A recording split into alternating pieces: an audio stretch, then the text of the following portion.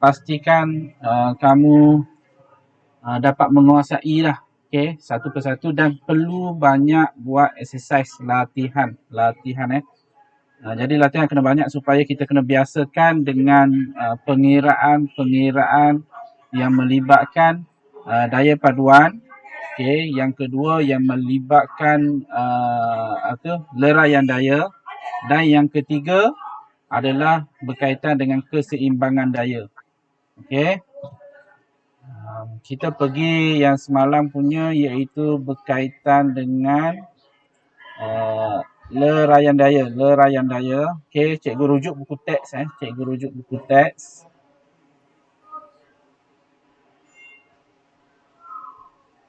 Ini tolong bagi tahu kawan-kawan macam mana nak masuk. Telefon. Bagi tahu dia.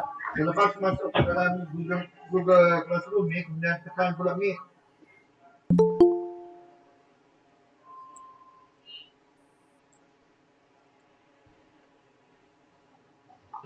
Alhamdulillah.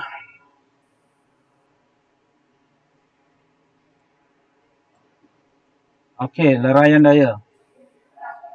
Okey, kita review sedikit berkenaan dengan leraian daya. Oh.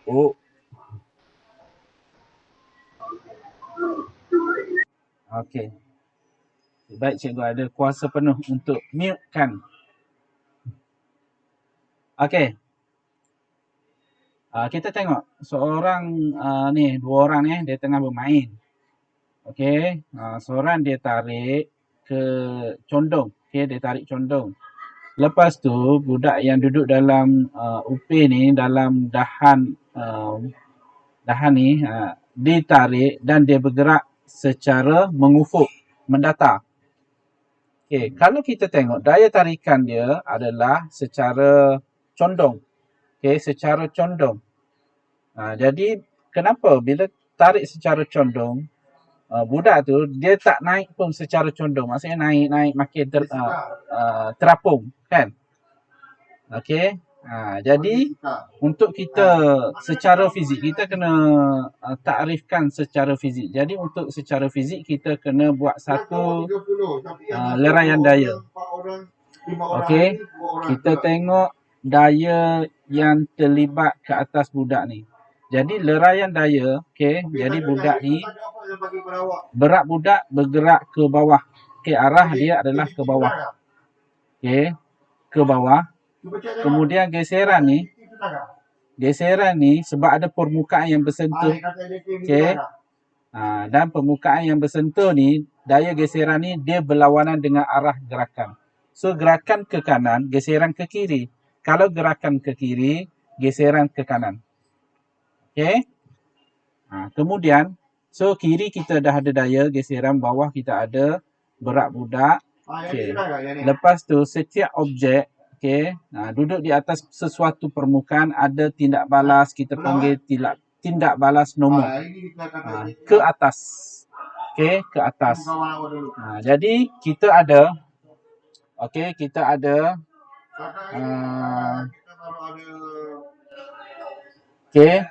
ke kanan. Okey, ke kanan adalah gerakan. Kemudian ke belakang adalah geseran. Okey, ke bawah adalah berat. Ke atas adalah tindak balas normal. Okey. Jadi kita ada dalam paksi. Clear tak? Cikgu rasa macam tak berapa clear kalau cikgu contoh. Tulisan tak clear tu. Dia cikgu cuba kalau kertas dia tak. Kertas.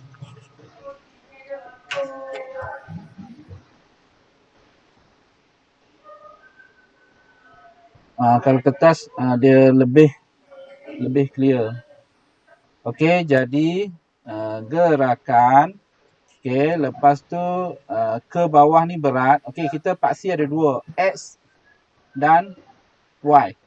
Okey, jadi gerakan ke kanan, geseran dia adalah sebelah kiri. Okey, lepas tu ke atas adalah tindak balas nombor.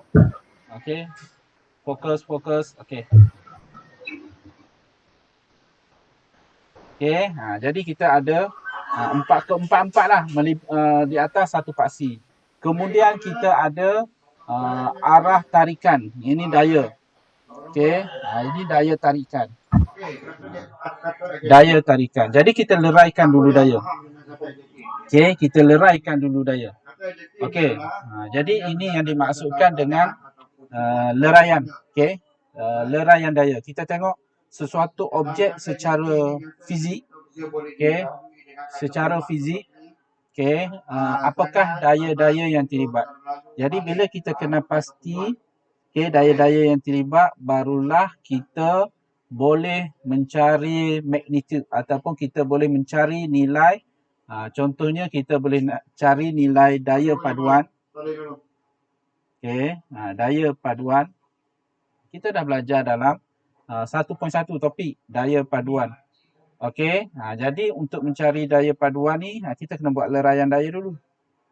Okey, daya paduan ni maksudnya daya bersih. Okey, daya bersih ataupun kita panggil daya tunggal. Okey, nak faham daya paduan, contoh nak faham. Contoh, kalau bila dah kerja, gaji basic, gaji. Ni kita nak bagi daya paduan, gaji. Gaji asas, contohnya adalah RM4,000. Ini 4,000. Allowance adalah 1,000. Okey, 1,000. Jadi jumlah gaji yang kita dapat adalah RM5,000. Belum bersih lagi ni. Ini cikgu nak kaitkan daya paduan iaitu bersih ni. Okey, kita ada banyak. Okey, gaji, allowance. Lepas tu kita ada hutang beli kereta. Okey, beli kereta. Contohnya kita pakai Honda 1,000, tolak. Okey. Kemudian zakat RM500. Okey, lepas tu rumah RM1,000. Okey, jadi ni yang masuk, yang atas ni yang masuk. Okey, yang atas tu yang masuk dan yang bawah tu adalah yang keluar. Jadi ini kita baru kita boleh panggil gaji bersih. Last kali berapa yang kita dapat? Jadi gaji kita dapat 500, tolak dengan kereta 1,000, jadi 4,000, tolak dengan ni 3,500, tolak ni. Jadi gaji bersih kita dapat 2,500 tunggal. Okey? Kita dapat satu lah. Ni kita panggil gaji bersih. Sama juga dengan daya paduan ni, ada banyak daya yang terlibat. Okey, daya sebelah kanan ataupun atas positif. Okey, daya yang berlawanan dengan daya atas iaitu daya yang ke bawah dan ke kiri kita tolak. Jadi kita kena tolak. Last kali kita dapat bersih, gaji bersih. Sama juga dengan daya, kita dapat daya bersih yang kita panggil daya paduan. Jadi kalau daya paduan tu nilai dia positif, okey, nilai dia positif. Jadi dia last kali pergerakan sebab daya ni, bila ada daya ada pergerakan. Jadi last kali dia tengok kalau nilai positif sama ada bergerak ke sebelah kanan ataupun sebelah atas saja. Tapi kalau daya paduan kita dapat negatif, sama ada ke kiri ataupun ke bawah. Okey, boleh? Okey, itu berkaitan dengan daya paduan dan leraian daya. Okey, kita tengok berapa orang yang dah masuk. 15 orang. Okey, sekarang kita tunggu. Kita ada 25 orang, 10 orang lagi. Okey. Okey, jadi yang kita belajar matematik iaitu penjelasan trigonometri. Okey, trigonometri ini selepas kita buat leraian daya, kita mencari ataupun kita mentakrifkan dulu daya-daya mengikut komponen. Kita membahagikan daya-daya ni ikut komponen iaitu komponen secara menegak. Okey. Menegak. Okey. Menegak TY. Kemudian komponen secara mendatang. Okey, mengufuk iaitu TX. Jadi kita kena pasti daya-daya yang terlibat secara menegak dan secara mengufuk. Mendatang. Mengufuk mendatang. Okey. Jadi bila kita kena pasti, jadi kita satu persatu ni, setiap komponen ni kita kena pasti daya panduan dia. Jadi secara kalau menegak, iaitu TX kita, TX, okey, ataupun FY pun boleh, TY. Okey, kita kena pasti, kita kena cari jumlah daya paduan. Okey, daya paduan ni dia tambah. Okey, komponen F1 tambah dengan F2. Tambah Okey. Jadi itu komponen menegak. Jadi komponen yang kedua iaitu mengufuk. Kita simbolkan dia TX ataupun FX. Okey, jadi untuk komponen mengufuk kita kena pasti juga FP. F ni merujuk kepada force, daya, P ni paduan. Okey, sama juga apakah daya yang terlibat secara mengufuk. Okey, F3 tambah dengan F4. Kita tambah. Okey. Jadi bila daya paduan ni kita tambah, kita kena tengok vektor dia, arah dia. Okey, contoh menegak. Menegak Pak CY. Okey, yang mana kalau tindak balas yang ke atas adalah nilai dia positif. Kalau ke bawah negatif. Dan biasanya bawah ni adalah biasanya W berat. Okey. Jadi kita kena masukkan dalam formula ni daya paduan, biasanya F1 ni atas tindak balas normal. Okey, positif nilai dia. F2 ni W dan nilai dia negatif. Okey, jadi F1 tolak F2. Okey, atau kalau atas ni adalah R, tindak balas normal R tambah negatif W. Untuk kita cari daya paduan, daya bersih secara menegak. Okey. Jadi kadang-kadang kalau objek tu bergerak ke kiri ataupun ke kanan, okey, daya menegak dia daya paduan dia kita akan dapat kosong. Okey, maksudnya objek tu dia tak bergerak, tak secara Pak CY lah. Okey, atas turun, naik dan turun. Okey, biasanya kosong. Contohnya kereta, motor, basikal, kita naik atas jalan raya, daya secara menegak, daya bersih, daya paduan secara menegak adalah kosong. Jadi objek tu dia hanya mendatar saja, mengufuk saja. Okey, tetapi secara mengufuk, itu yang kita kena tengok secara mengufuk. Biasanya kalau kalau objek tu kereta, okey, dia bergerak ke hadapan, ke kanan lah, nilai positif dengan daya. Okey, pada masa sama permukaan yang bersentuhan, okey, ada geseran. Okey, geseran yang biasa kita daya geseran. R, resistant. Okey. Daya geseran. Okey. Jadi daya yang ke depan dan daya geseran. Okey. Jadi biasa daya paduan dia adalah ke depan lah, ke kanan. Okey. Last kali daya dia adalah ke kanan. Dan nilai dia biasa kita dapat daya paduan dia adalah positif. Okey. Kecuali kalau kereta tu reverse, nilai dia negatif lah. Okey, boleh? Boleh setakat ni? Okey. Jadi untuk yang ini, nak lebih faham memang kena buat latihan. Okey, ni secara penerangan kita kena buat latihan. Okey, buat latihan baru kita boleh mahir dalam leraian daya dan daya paduan. Okey, kemudian bila kita ni secara pengiraan. Okey, secara pengiraan.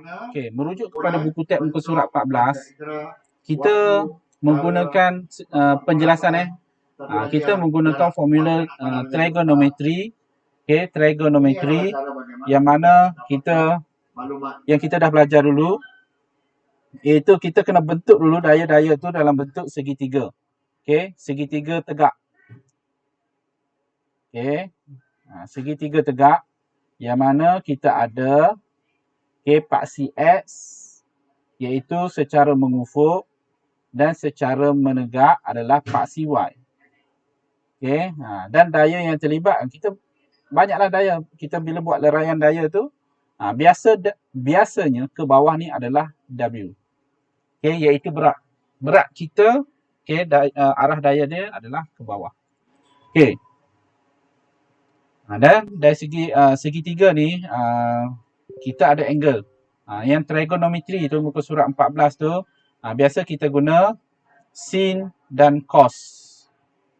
Okey, bagi yang belum, yang mungkin dah lupa sikit-sikit, okey, untuk trigonometri kan kita ada formula sin, okey, cos, tangent. Okey. Segitiga, cikgu lukis segitiga, merujuk pada segitiga. Contoh sini theta. Jadi theta, theta, theta. Okey, kalau sudut dekat sini, yang dekat depan ni kita panggil tentang. Setentang. Okey, yang sebelah dia ni adalah bersebelahan. Yang atas ni hypotenuse. Okey, formula yang cikgu nak ingat, biasanya cikgu ingat ni, cikgu belajar tingkatan 3 dulu. S ni siapa? Siapa tak hantar? K. Okey, kenapa belum hantar? T. Tak tahu buat.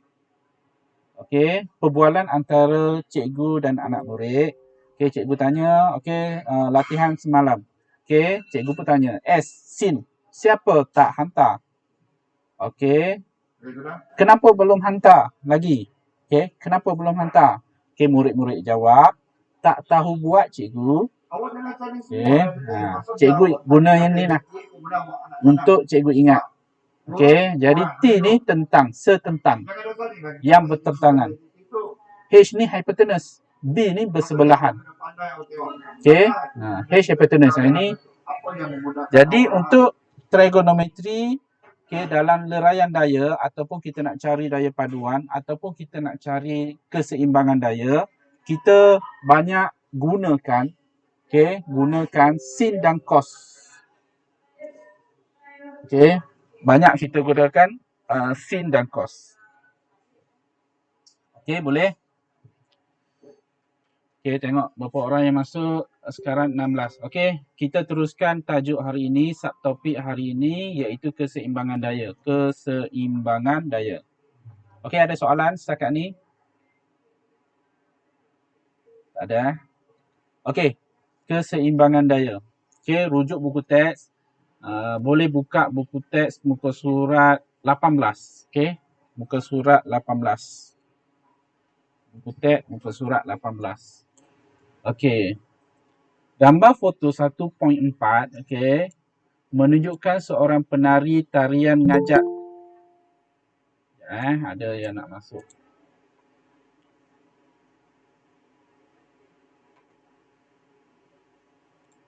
Okey, seorang penari tarian ngajak yang berdiri pegun. Berdiri pegun sebentar semasa menari. Pegun ni tidak bergerak.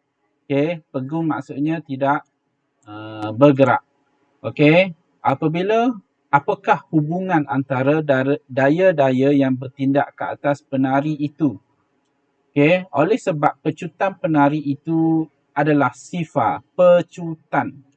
Pecutan, simbol yang kita guna adalah A, acceleration. Okey, jadi sebab tiada pecutan, bila ada pergerakan tu ada pecutan. Okey, dan tak semestinya pecutan, kalau gerakan seragam, okey, pecutan dia kosong. Okey, jadi sini dia kata pecutan dia adalah sifar. Jadi tiada daya paduan yang bertindak ke atas dia. Okey, maksudnya daya paduan dia adalah kosong. Kosong. Okey. Maka, okey, maka daya-daya itu dikatakan berada dalam keseimbangan. Objek yang pegun, okey, objek yang pegun yang tidak bergerak. contoh kita letak buku ya. Sekarang kamu letak buku atas meja. Buku tu tak bergerak pun. Faham ke dia sudah? Jadi buku tu mengalami daya keseimbangan. Daya Jangan cari keseimbangan. ayat masuk yang saya kata kasar identik keadaan. Okey. Awak hanya tulis kat bawah dia bijak, jahat, Buku. sederhana. Okey, kamu letak buku atas meja. Kita ada satu meja. Okey, kita ada satu meja. Okey, kemudian kamu letak buku. Buku. Okey, ini adalah buku. Jadi buku ni Okey, sudah. letak atas meja. Okey, daya yang bertindak adalah ke bawah, iaitu berat buku. W sama dengan mg. Berat buku, weight W ni weight Okey. sama dengan mass darab dengan gravity. Kata identik warna awak hanya tulis Okey. biru, hijau, W sama dengan mg. Okey, kemudian ini daya ke bawah.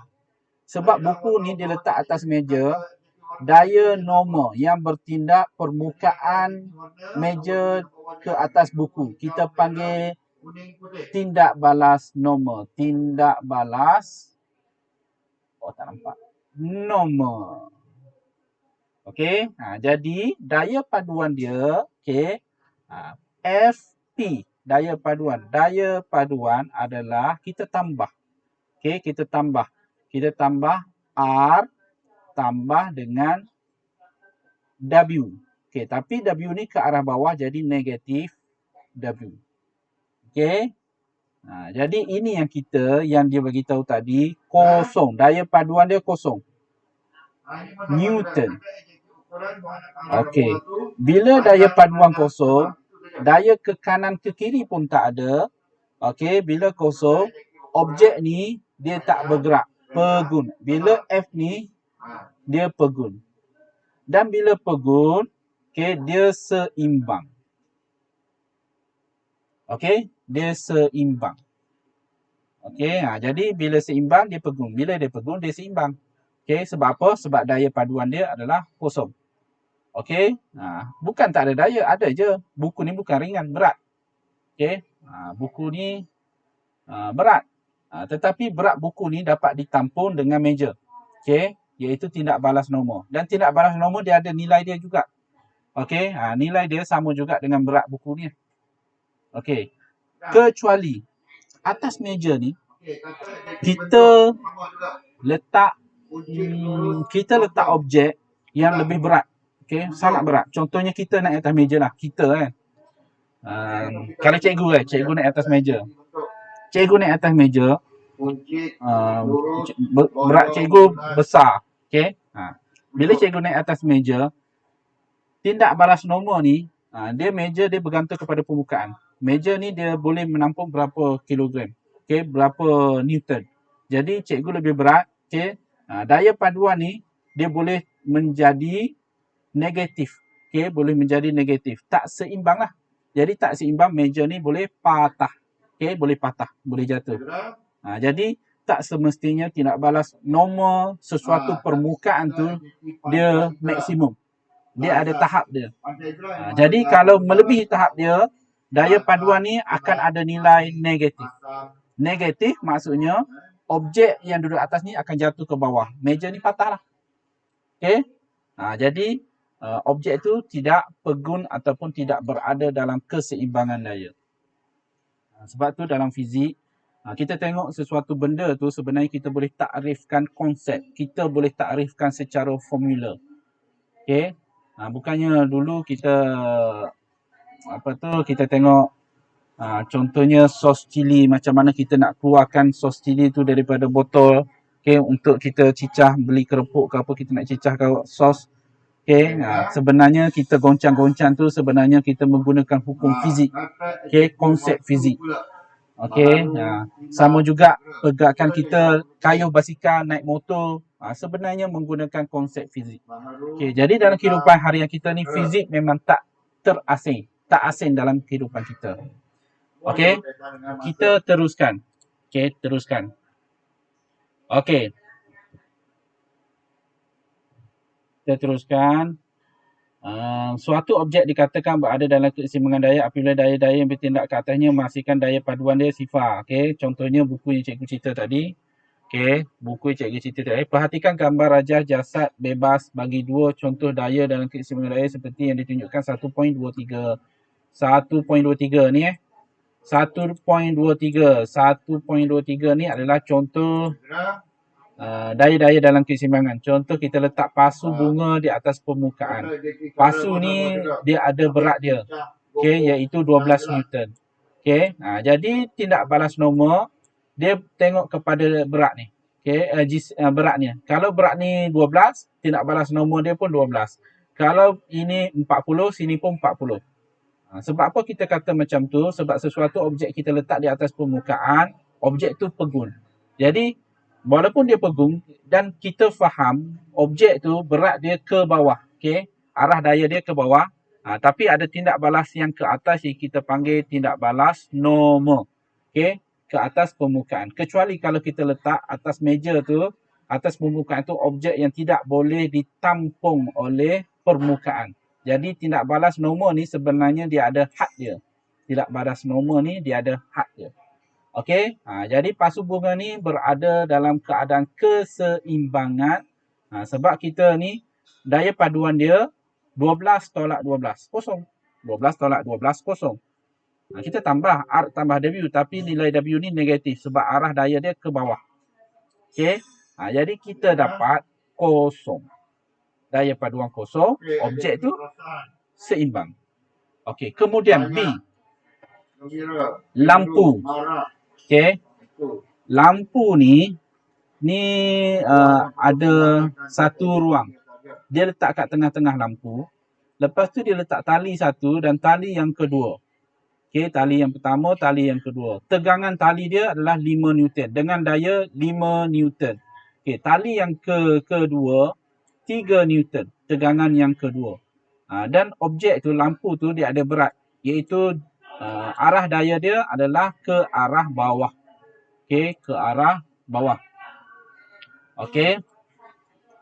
Jadi daya paduan dia kita tambah, tetapi ni kalau kita nak guna ni sebenarnya kita guna konsep leraian daya. Okey, guna segitiga daya. Segitiga daya ni kita belajar masa 1.1 yang awal-awal tu. Okey, kita bentukkan daya-daya bertindak dalam bentuk segitiga. Bentuk segitiga, kemudian daripada situ kita boleh mencari daya paduan. Okey, tengok dalam rajah 1.3, okey, pasu dalam keseimbangan daya, daya paduan W dan R ialah sifar.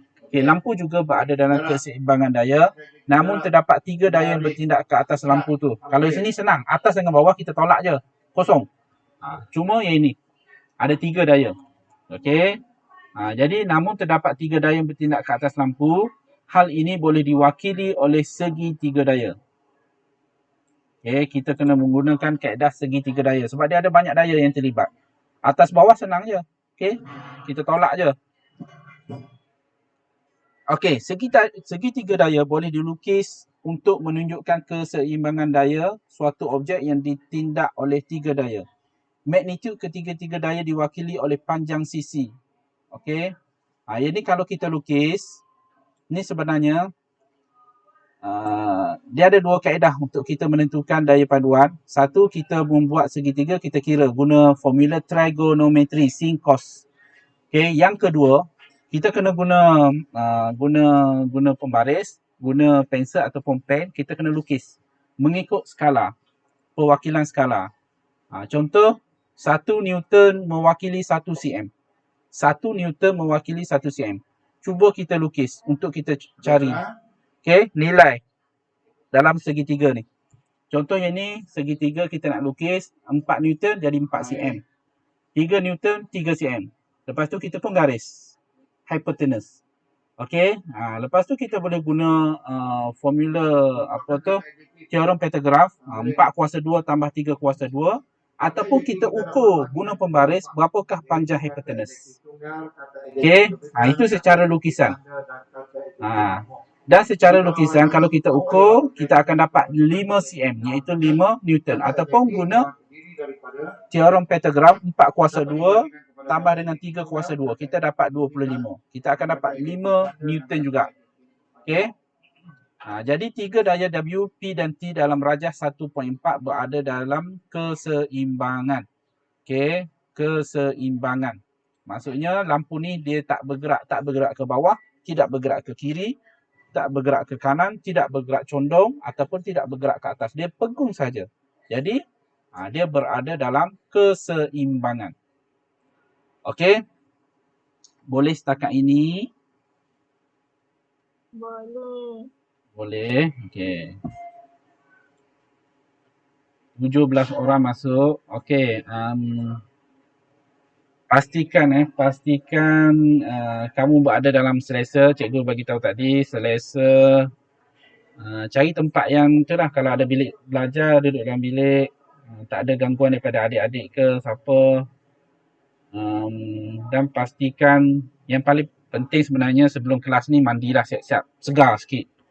Kalau bangun-bangun dengan ngantuknya lagi, okay, duduk buka je telefon, buka je laptop, itu tak serius. Oh, Faris. Rekod. Oh, cikgu tak rekod. Cikgu rekod menggunakan guna software OBS. Lebih clear. Kalau rekod guna Google Meet ni dia tak clear. Okey, bahan ni cikgu recording ni cikgu akan masukkan dalam Google Classroom . Cikgu akan masuk dalam Google Classroom. Okey. Tak mengalami apa-apa. Okey, jadi pastikan kamu kalau ikutkan mandilah. Kelas pukul 8 sebelum tu mandi. Bagi segar sikit. Okey, bagi segar. Sebab kelas kita ni bergantung kepada teknologi semata-mata. Okey, kita tak bersemuka. Jadi banyak gangguan lah. Biasalah dekat rumah, sangat selesa kat rumah. Bukan selesa belajar saja. Selesa nak tidur, selesa nak makan, selesa nak buat apa saja kat rumah. Okay, nak main game lah apalah. Jadi sangat selesa tu duduk kat rumah. Gangguan sangat banyak. Okay, gangguan sangat banyak. Kalau dalam fizik ni kita ada banyak daya-daya yang negatif. Okay, dapat menarik kita ke arah daya negatif tu. Okay, jadi pastikan kamu selesa untuk PDPR. Okay, jadi setiap penerangan cikgu ni, cikgu cuba sebenarnya. Cikgu cuba jelaskan secara dekat. Kalau dalam kelas, ada yang duduk belakang, ada yang duduk depan. Tak seimbang. Okay. Okay, boleh? Boleh. Bagus. Okay, kita sambung kepada contoh. Okay. Sebenarnya dia ada aktiviti. Okay, aktiviti kit meja daya vektor. Cikgu rasa dekat lab kita ada dan tak pernah guna. Okay, kita pergi kepada contoh yang pertama. Okay, menyelesaikan masalah melibatkan keseimbangan daya. Okay, dalam fizik, fizik kamu cikgu cerita sedikit berkenaan dengan fizik kamu. Sebelum kita pergi kepada contoh satu. Kita ada 25 minit lagi. Okay, kita pergi, mana cikgu contek atas kertas. Okay, fizik Fizik. Okay, fizik. SPM. Okay, kita ada paper 1, paper 2. Paper 3 dah tak ada. Okay, paper 3 tu dah tak ada. Paper 3 dah tak ada. Kita gantikan paper 3 tu sebenarnya amali. Ni dalam SPM. Untuk amali, fizik, kimia, bio, kamu kena buat eksperimen dalam makmal. SPM kamu, first batch ni, kena membuat amali, buat eksperimen di dalam. Okay. Kamu duduk dalam makmal, buat eksperimen, dapat kata. Okay. Allah, damn. Okay, kena buat eksperimen. Setiap orang. Okay, pertama buat eksperimen. Kemudian yang kedua dapatkan data. Okay, Eksperimen apa cikgu? Apa dia? Eksperimen apa? Eksperimen fizik, kimia dan bio. Ya, apa tajuk tak tahu lagi. Tajuk dia tak tahu, dia bagi masa exam lah. Random lah. Cuma cikgu sediakan, cikgu dapatlah bahan radas-radas tu. Radas apa yang cikgu kena sediakan dekat Mama. Cikgu dapat, mungkin boleh bagi pembayang, tak tahu lah, tengok keadaan sebab ni first batch, cikgu tak tahu macam mana kertas soalan dia akan bagi. Okey. Jadi radas tu sekolah akan dapat dulu radas apa yang diperlukan. Mungkin radas tu digunakan ataupun radas tu langsung tidak digunakan. Hanya dibekalkan, letak je atas meja. Bila masa mula saja kamu kena pergi ambil radas. Yang kamu nak buat eksperimen ni kena pergi ambil. Okey, letak atas meja, lepas tu buat. Okay, bila buat eksperimen, dapatkan data. Bila dapatkan data, kamu kena buat pelaporan. Okay, report lah. Report. Jadi, paper 3 kamu adalah secara amali. Okay, secara amali. Nanti ada pengawas SPM akan jaga kamu dalam lab. Paper 3 ni berlangsung di makmal. Okay. Dan kita ada semualah fizik, kimia dan bio. Okay. Lepas tu, paper 1 dan paper 2. Paper 1 kalau ikutkan 40 soalan. Okay. Paper 2 tu dia ada bahagian A, okay, ada bahagian B dan ada bahagian C. Okay. Jadi untuk fizik ni, pengiraan, okay, yang kita kira-kira macam topik hari ni lah, pengiraan dia. Biasanya pada kertas 1 ni, paper 1 tidak lebih daripada 10 soalan. Okay, tidak lebih daripada 10 soalan. Lepas tu untuk paper 2, biasanya tidak lebih daripada 18 markah. Pengiraan. Jadi pengiraan tak banyak. Yang banyak adalah konsep fizik tu sendiri. Okay, konsep, hukum, maksud. Jadi lebih banyak pada benda ni. Jadi pengiraan ni dia tak majority. Okay, boleh? Ini fizik kamu lah SPM. Okay, format baru. Okay, kita sambung. Okay, seterusnya menyelesaikan masalah melibatkan keseimbangan daya. Okay, cikgu cari kertas 157. Okay. Okay, contoh 1. Contoh 1. Okay, contoh 1. Rajah 1.26 menunjukkan sebuah lampu yang digantung dengan 2 utas tadi. Macam kes tadi, lampu tadi. Okay. Tegangan tali T ialah 8 Newton. Okay. Kemudian 8 Newton dan tali itu mencondong pada sudut 60. Ni sudut 60. Okay. Seperti yang ditunjukkan dalam rajah, hitungkan tegangan tali. Yang pertama tegangan tali P. Ni P. Kena cari nilai berapa Newton. Lepas tu kena cari berat lampu. Apa maklumat yang dia bagi adalah ni. Tegangan tali T adalah 8 Newton. Yang pertama maklumat yang dia bagi. Yang kedua maklumat yang dia bagi, ni pun penting ni. 60 darjah kecondongan. Sebab kita nak menggunakan penyelesaian secara trigonometri, sin dan cos. Jadi kita nak nilai sudut kecondongan ni. Okay, jadi untuk kaedah selesaikan, kita ada 2 kaedah. Okay, kaedah yang pertama iaitu secara leraian daya. Okay, leraian daya yang kita belajar pada 1.2. Yang kedua, kaedah segitiga berskala yang kita belajar pada 1.1. Okay, 2 kaedah. Mana-mana kaedah boleh digunakan. Kalau kaedah yang kedua, kena lukis mengikut skala. Ni skala, contoh dia ambil 1 cm 2 Newton. Skala ni kita tentukan sendiri. Kita boleh tentukan sendiri. Kalau kita ambil 1 cm bersamaan 1 Newton, boleh tak ada masalah. Tapi lukisan kita tu besar lah atas kertas. Okay. Dari kata exam nanti kalau kita nak lukis 1 cm bersama dengan 1 Newton besar. Jadi kita kena tengok daya maklumat yang diberikan. Kalau daya kecil-kecil macam ni, boleh lah. Tapi kalau 80 Newton, 100 Newton, kita kena guna skala yang besar lah. 1 cm bersamaan dengan 20 Newton contohnya. Okay, ni kaedah yang seronok ni kalau guna kaedah yang kedua. Sebab kita lukis, kita ukur. Okay, kita ukur ataupun kita kira menggunakan teori Pythagoras. Okay, kita akan dapat jawapan. Yang kaedah yang kedua seronok. Okay. kita pergi pada kaedah yang pertama, leraian daya. Okey. Jadi lampu ni kita kena leraikan daya dulu. Kita tengok. Ni kalau tengok gambar rajah ni dia dah bagi arah daya.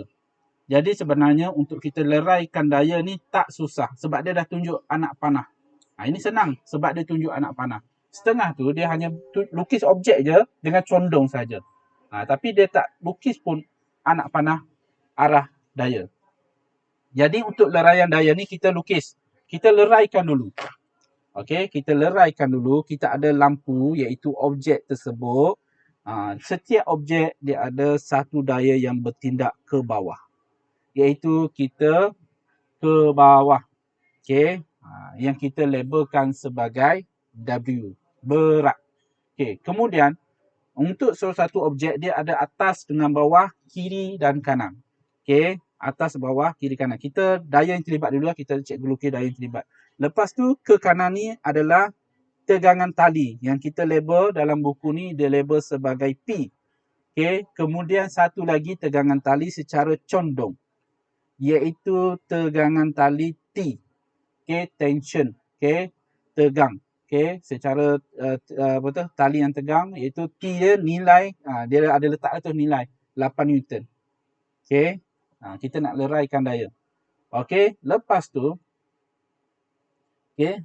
sudut condong tu adalah 60. Okey, 60 darjah. Okey. Jadi sekarang kita cuba pergi kepada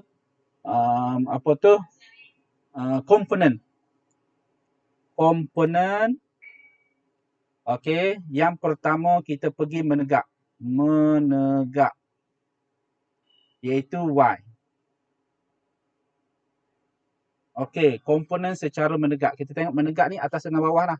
Jadi ke bawah ni adalah W, ke atas dia. Okey, jadi ke atas dia. Okey, ke atas dia kita label sebagai T. T ni sebenarnya komponen menegak.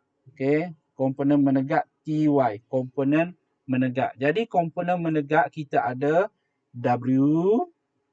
Okey, kita ada W. Dan kita ada komponen menegak TY lah. Okey. Jadi seterusnya kita pergi kepada komponen mengufuk ataupun mendatar. Okey, TX. Objek ni ke kanan kita ada P. Okey. Ke kiri kita labelkan sebagai TX. Okey, TX. Okey, jadi komponen yang ada secara mengufuk adalah P, W dan P. Okey, boleh setakat ini. Okey. Sekarang kita dalam buku teks contoh tu dia tak lukis segitiga. Okey, untuk leraian daya. Okey, jadi kita lukis segitiga. Kita dah buat leraian daya, kita tukar kepada bentuk segitiga. Okey, bentuk segitiga. Okey, kita buat satu segitiga. Okey. Hypotenuse ni kita kena ikut apa yang ada. Kalau ke sini, jadi kita segitiga kita terbaliklah. Jadi yang ini anak panah dia ke atas.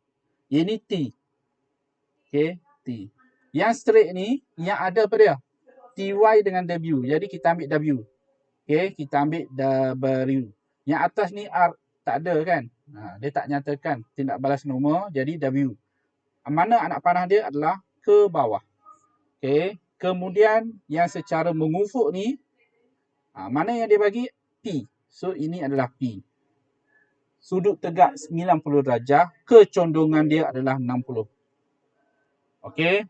60. Jadi komponen kita ada dua komponen iaitu secara TX dan secara TY. Okey, TX dan TY. Okey, kita nak guna sin dan cos. Okey, contoh sin 60. Trigonometri sin 60. Siapa tak hantar? Maksudnya W setentang bahagi dengan hipotenus. Sin 60. Okey, sin 60. Jadi siapa tak hantar? T. Okey. Kemudian cos 60. Kenapa belum bersebelahan P hipotenus? Hipotenus T. Okey, tengok W ni kan. Ni adalah komponen menegak. So ini adalah komponen menegak. Untuk sin ni komponen menegak. Cos ni PT. Tengok P ni mengufuk. Jadi ini adalah TX. Okey, TX. Okey, soalan dia adalah soalan dia cari tegangan tali. Sebenarnya yang ini kita buat leraian daya dulu. Okey. Lepas tu kita dia minta cari tegangan. Okey. Tali iaitu tegangan tali P. Okey, P kita tengok. Yang komponen mana yang ada P? Komponen TX iaitu secara mengufuk. Okey, secara mengufuk. Komponen kita nak cari tegangan ni adalah secara mengufuk. So kita guna cos 60, guna cos. Okey. Daya panduan dia, lampu ni berada dalam keseimbangan. Jadi kita F paduan dia adalah kita tambah. Ni komponen kita P ni adalah mengufuk merujuk kepada mengufuk. Jadi mengufuk ni kiri dan kanan. Okey, jadi daya paduan kiri dan kanan, kanan dia adalah P yang tadi. Okey, P. Okey, kemudian yang kiri dia tak ada kiri, tetapi dia ada komponen mengufuk yang kita label tadi sebagai TX. Okey, jadi kita tambah TX sebelah kiri. Okey. Tapi bila dia kata tadi, yang ni dia daya ni berada dalam keseimbangan, jadi daya paduan dia adalah sifar. So sini adalah nilai dia adalah sifar. 0 sama dengan P tambah negatif TX. Okey, jadi TX kalau kita pindah sebelah sana, TX bersamaan dengan P ataupun P tegangan tali P bersama dengan TX. TX ni merujuk kepada komponen mengufuk. Nampak tak? Okey, komponen mengufuk. Okey, komponen mengufuk. Jadi komponen mengufuk dia adalah cos 60 dan kita nak cari P. Jadi kita pindahkan P. Jadi P sama juga dengan T cos 60 darjah. Okey, T cos 60 darjah. T ni nilai dia adalah 8 Newton. Ya, 8 Newton. Okey, 8 cos 60. Jadi jawapan kita akan dapat 4 Newton. Okey, kita dapat tegangan tali P iaitu 4 Newton.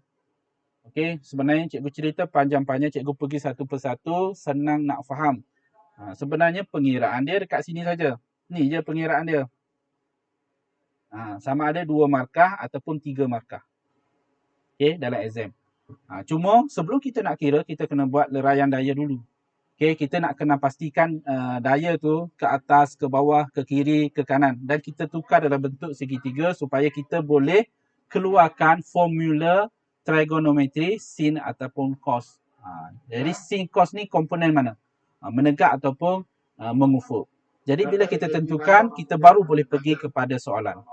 Okey, pergi kepada soalan dan tentukan P ni berada dekat komponen yang mana. Okey. Seterusnya, kita pergi soalan yang kedua. Soalan yang kedua, berat lampu. B berat lampu. Okey, B iaitu berat lampu. Berapa berat lampu? W. Okey, kita tengok W ni berada di komponen mana? Merujuk kepada segitiga kita tadi. Berada tegak secara menegak. Okey, maksudnya komponen tegak. Kita dah buat pengiraan tadi. Komponen tegak adalah paksi Y. Komponen tegak. So kita guna ini. Sama juga berada dalam keseimbangan. So daya paduan dia adalah kosong.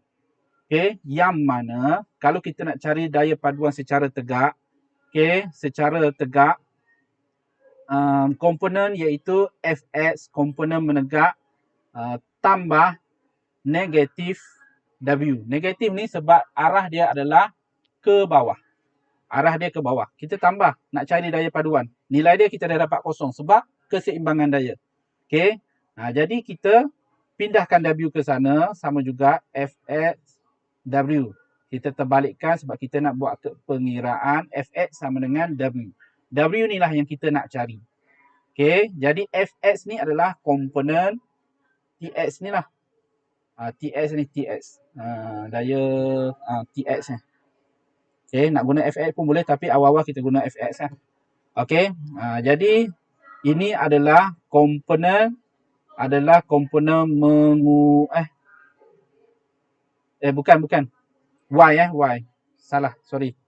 Okey, W ni atas bawah kan. Atas bawah ni tegak. Okey, jadi kita menggunakan komponen menegak. Okey, komponen menegak iaitu sin 60. Sin 60 sama dengan W per T.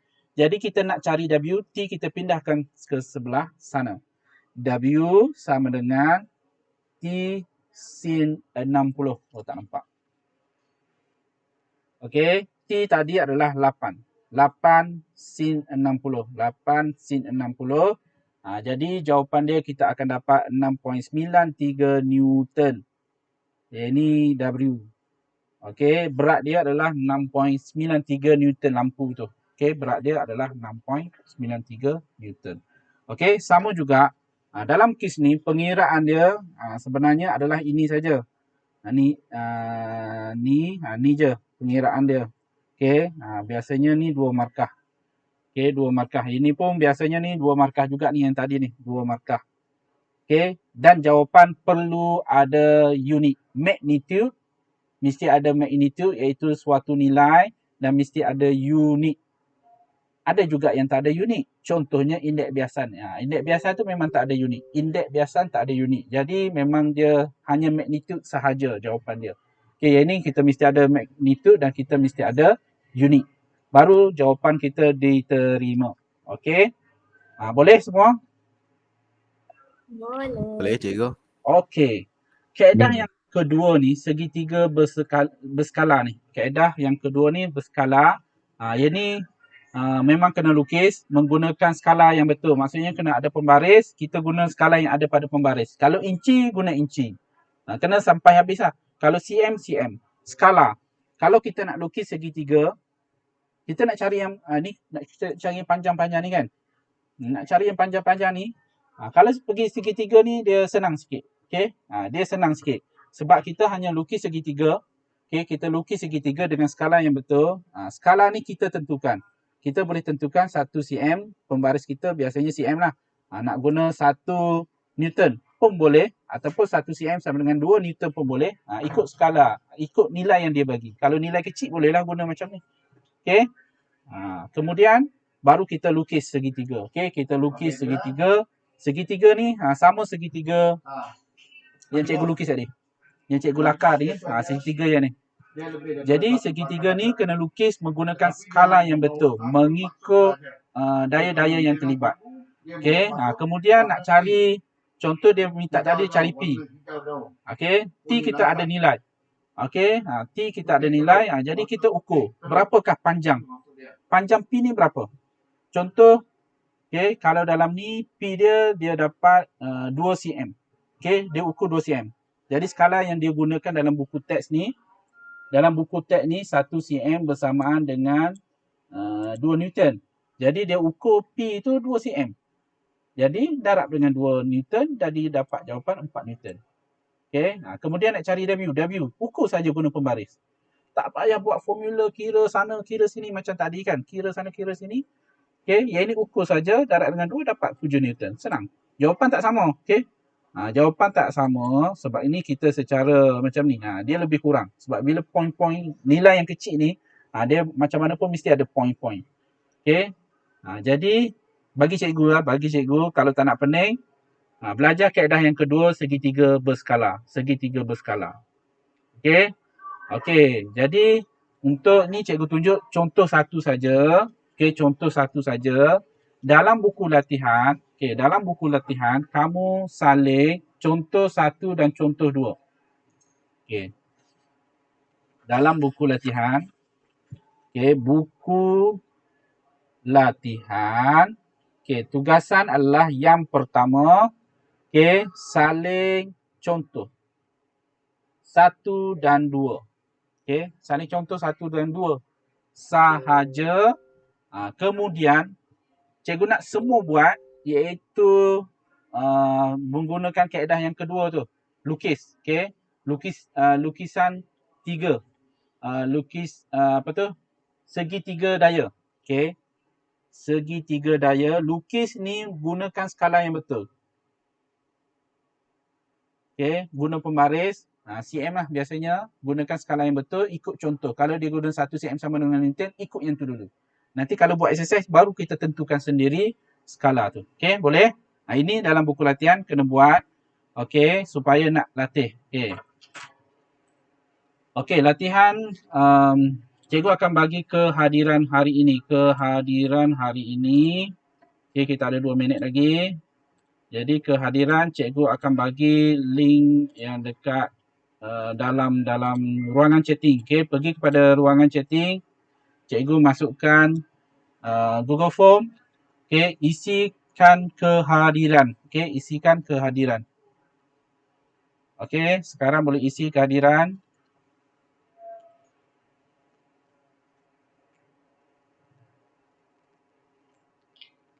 Minum air dulu. Bismillahirrahmanirrahim.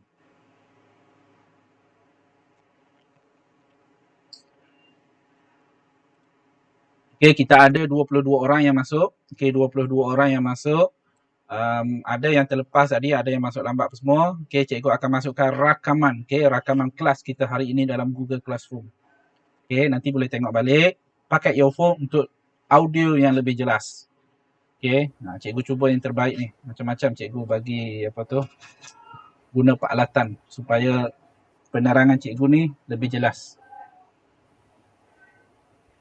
Okey, isi kehadiran sebelum kelas kita tamat. Setakat ni 12 orang dah isi kehadiran, 13 dah isi.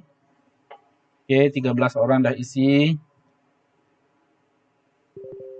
Semua dah isi, baru cikgu kita tamatkan kelas. Sekejap lagi kamu nak pergi kelas seterusnya pula ni. Wah, 14 orang dah isi. Ada masalah, bagi tahu. Ada masalah, bagi tahu. Ada pertanyaan, siapa-siapa ada pertanyaan? Sayang cikgu. Baiklah. Lelaki bagi tahu sayang cikgu. Nama siapa tak ada rally? Faiz. Kenapa Faiz tak ada rally? Faiz bulan ni kelas mana? Tu budak baru cikgu. Budak baru cikgu. Budak baru. Sorry. Okey. Faiz, cikgu masukkan nama Muhammad Faiz. Selepas Faiz Helmi. Okey dah, cikgu dah masukkan. Boleh semak sekarang. Nombor 12. Selepas Faiz Helmi.